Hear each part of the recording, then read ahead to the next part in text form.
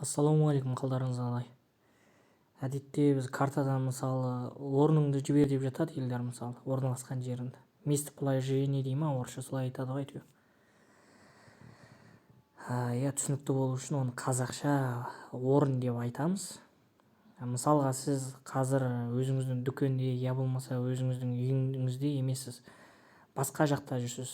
Мысалы сіз Атырауда жүрсіз, бірақ Алматыдағы дүкеніңіздің орнын біреуге жіберіп бергіңіз келеді. Оны қалай істеу керек? Қазір көрсетемін.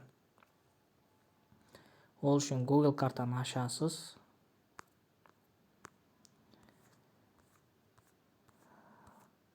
Картаны кішірейтеміз, Алматыны тауып аламыз. Мысалы Алматы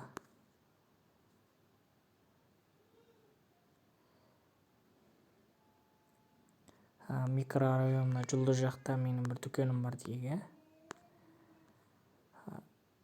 Дүкенді тауып аламыз міне. Токама деп тұр ма? Төбесін басамыз. Қызыл шығады.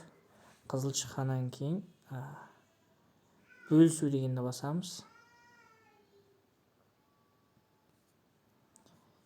Бөлісудің ішінде жазбалар, я болмаса SMS сол сияқтыны таңдасақ болады.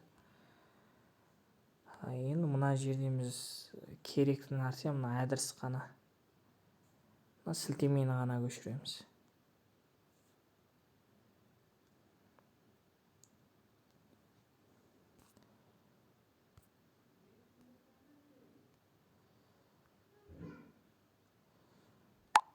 Болды, міне осы сілтеме арқылы біздің адресті көре алады.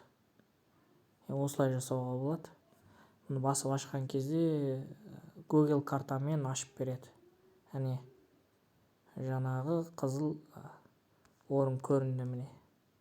Бағыттар десе, бағыт есептеп береді міне.